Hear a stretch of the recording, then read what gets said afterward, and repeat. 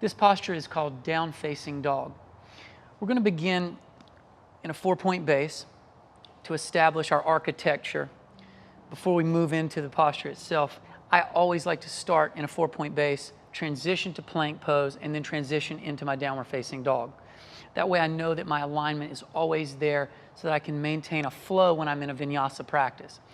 So again, establishing shoulder over wrist position,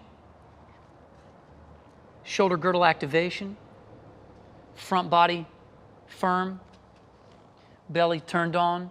From here, stepping back one leg at a time to the high push-up position. From here, he's going to transition back to downward facing dog by doing something very specific and very subtle.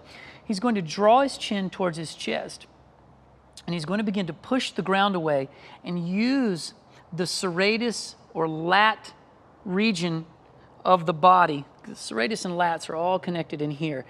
And he's going to begin utilizing that muscular power to roll himself back vertebra by vertebra to his downward facing dog.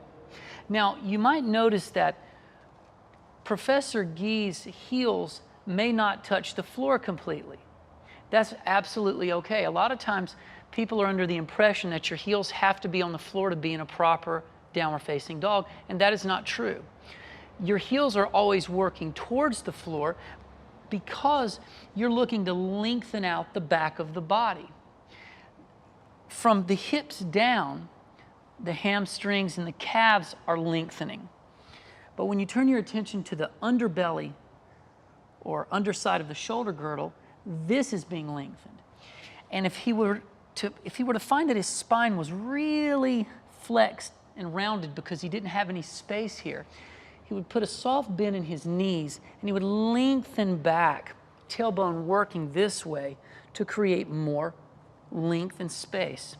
Okay? Shoulders are drawing down and away from the ear so that he's not crunched up. We'll do a little profile on that in a moment.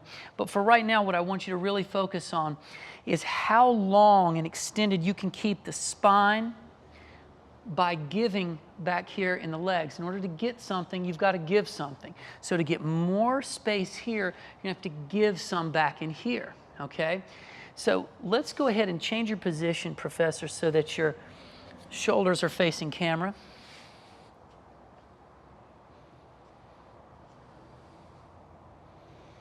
Good, and you can see he transitions to position with a lot of awareness and thoughtfulness so that when he comes into his position, his architecture is built and it's going to work for him.